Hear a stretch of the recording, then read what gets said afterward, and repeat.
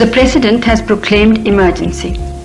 This is nothing to panic about. 25 जून 1975 तारीख जब आधी रात को देश में आपातकाल की घोषणा की गई। लोकतंत्र के इतिहास का सबसे काला दिन। यही वो दिन था जब तत्कालीन राष्ट्रपति फखरुद्दीन अली अहमद ने संविधान के अनुच्छेद 352 के तहत इंदिरा गांधी की सरकार की सिफारिश पर आपातकाल की घोषणा की। देश में आपातकाल लग चुका है, इसका ऐलान खुद प्रधानमंत्री इंदिरा गांधी ने रेडियो पर किया। अगली सुबह यानी 26 जून को इंदिरा गांधी ने सुबह सुबह रेडियो पर देशवासियों को आपातकाल के बारे में जानकारी दी। इस वीडियो में लास्ट तक बने रहिएगा, हम आपको बताएंगे आखिर कैसे लोकतंत्र का गला घोटकर पूरे देश में आपातकाल लगा दिया गया था। साल 1971 में अगर भारत में कोई सबसे ताकतवर नेता था तो उस नेता का नाम इंदिरा गांधी था। अभी हाल ही में उन्होंने पाकिस्तान से बांग्लादेश को अलग करके एक नया देश बनाया था। उनके इस फैसले की चर्चा वॉशिंगटन की सड़कों तक थी। भारत में जनता उन्हें किसी महान नायिका के रूप में देखने लगी थी।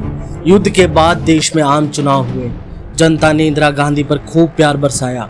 उन्हें 352 सीट मिली। इंदिरा गांधी ने विपक्ष का सुपड़ा साफ कर दिया। इंदिरा गांधी ने रायबरेली से चुनाव लड़ा था और जीत हासिल की थी। ये उनकी उपलब्धियां थी, लेकिन जल्द ही यह उपलब्धियां देश को बड़े संकट में डालने वाली थी। ये घटनाक्रम उस कहानी की शुरुआत मात्र थे जिसके कारण 25 और 26 जून को देश के कई नेता जेल की सलाखों के पीछे थे। हम बात कर रहे हैं भारतीय लोकतंत्र के काले अध्याय आपातकाल की। 25 जून 1975 इंदिरा गांधी के लिए फैसले का दिन था। उन्हें फैसला लेना था कि पीएम पद से इस्तीफा दें या देश में आपातकाल लगा दें। प्रधानमंत्री इंदिरा गांधी ने तो अपना उत्तराधिकारी चुनने के लिए कांग्रेस संसदीय दल की बैठक भी बुलवा ली थी। यही नहीं, उन्होंने अपना त्याग पत्र भी टाइप करवा लिया था। अंत में उन्होंने निर्णय ले ही लिया। 26 जून की सुबह ऑल इंडिया रेडियो पर मधुर संगीत रुक गया और घोषणा हुई कि राष्ट्रपति ने आपातकाल की घोषणा कर दी है। घबराने की कोई बात नहीं है। यह शब्द किसी और के नहीं बल्कि भारत की प्रधानमंत्री इंदिरा गांधी के थे। उन्होंने इस्तीफा देते हुए देश में आपातकाल लगाने का निर्णय लिया। इतिहास बड़ा दिलचस्प विषय होता है। एक सवाल को खोजने जाओ तो कई सवालों के जवाब ढूंढने पड़ते हैं। यहाँ भी कुछ ऐसा ही है। आपातकाल क्यों लगा, क्यों प्रधानमंत्री ने इस्तीफा नहीं दिया, और सबसे बड़ा सवाल कि आखिर 350 से अधिक सीट जीतने वाली और विपक्ष का सुपड़ा साफ कर देने वाली नेता को इस्तीफा देने की नौबत आई कैसे। सिलसिलेवार ढंग से इस पूरी घटना को समझते हैं। साल 1971 में वापस लौटते हैं जब इंदिरा गांधी ने पाकिस्तान से बांग्लादेश को अलग कर दिया था। बेशक उनका यह फैसला एक अच्छा फैसला था, लेकिन इसके दूरगामी परिणाम भारतीय अर्थव्यवस्था पर पड़ने वाले थे। हजारों लाखों शरणार्थी और युद्ध के बाद बढ़ती महंगाई देश के विकास को रोक रही थी। गरीबी हटाओ का नारा बस नारा बनकर ही रह गया था। देश में कई क्षेत्रों में जनता मूलभूत सुविधा के लिए मोहताज थी। कहा जाता है कि आप भले ही दुनिया में हजारों युद्ध जीत लें, लेकिन अगर देश के अंदर जनता ही संतुष्ट नहीं हो तो सब कुछ व्यर्थ माना जाएगा। यह बढ़ती महंगाई ही आपातकाल की पृष्ठभूमि थी। इसके बाद की कहानी लिखी गई गुजरात और बिहार में। यहाँ जो हुआ उसने सरकार की नींव ही हिला दी। जब छात्र सरकार के खिलाफ मोर्चा खोल लें तो परिणाम दूरगामी ही होते हैं। गुजरात में कांग्रेस की सरकार थी। मुख्यमंत्री थे चिमन भाई पटेल। भ्रष्टाचार इस कदर फैला था कि चिमन भाई पटेल को चिमन चोर कहने लगे थे। छात्रों ने यहाँ मोर्चा संभाल रखा था। दिसंबर 1973 में जब मोरबी इंजीनियरिंग कॉलेज के कुछ छात्रों ने अपने भोजन के बिलों में हुई वृद्धि के खिलाफ विरोध प्रदर्शन किया तो असंतोष सार्वजनिक आक्रोश में बदल गया। इन विरोधों को जल्द ही व्यापक समर्थन मिला। सरकार के खिलाफ एक राज्यव्यापी जन आंदोलन शुरू हो गया। छात्रों ने गुजरात में नवनिर्माण आंदोलन से लोगों को जोड़ा। इसका असर ये हुआ कि मुख्यमंत्री को इस्तीफा देना पड़ा और चुनाव की तारीखों का ऐलान किया गया। गुजरात में तो आंदोलन सफल रहा। अब बारी थी बिहार की। यहाँ मोर्चा जिस व्यक्ति ने संभाला था उसका नाम था जयप्रकाश नारायण। ये कोई आम व्यक्ति नहीं थे बल्कि एक स्वतंत्रता सेनानी थे। इन्होंने आज़ादी की लड़ाई लड़ी थी। जाहिर है कि ABCD वो इंदिरा गांधी से बेहतर जानते थे। उनके नेतृत्व में विपक्ष के नेता और छात्र एकजुट हुए। उन्होंने नारा दिया संपूर्ण क्रांति। जाहिर है इसका उद्देश्य आंतरिक युद्ध नहीं बल्कि इंदिरा गांधी की सत्ता को उखाड़ फेंकना था।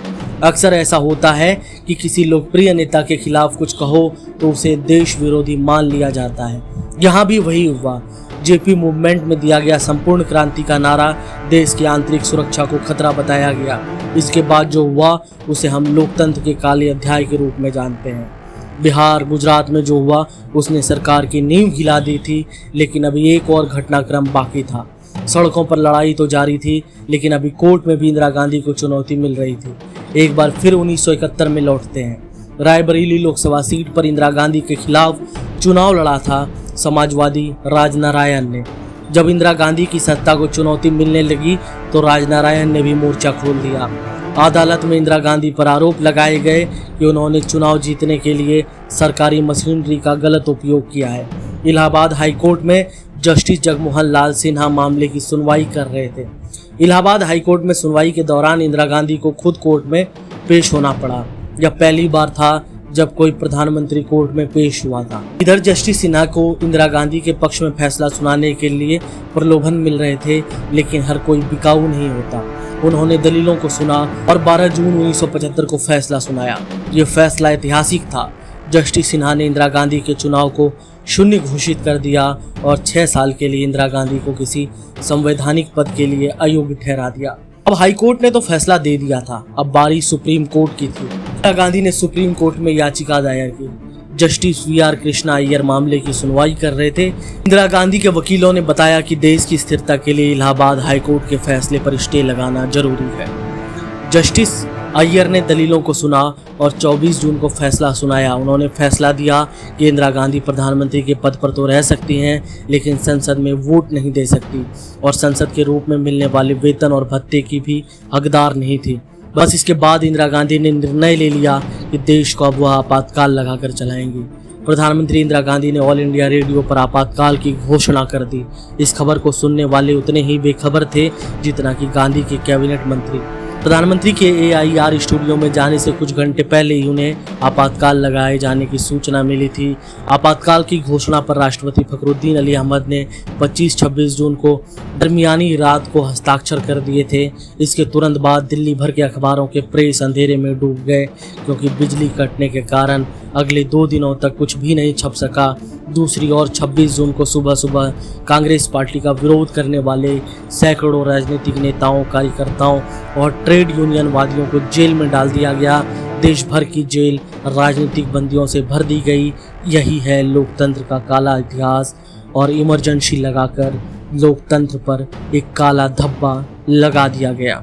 इस वीडियो में फिलहाल इतना ही। आपको अगर वीडियो पसंद आई हो तो हमारे वीडियो को लाइक कीजिए, चैनल को सब्सक्राइब कीजिए और बेल आइकन दबा लीजिए, जिससे कि तमाम अपडेट आपको मिलते रहें। अगले वीडियो में हम बात करेंगे इमरजेंसी के दौर में क्या कुछ हुआ था।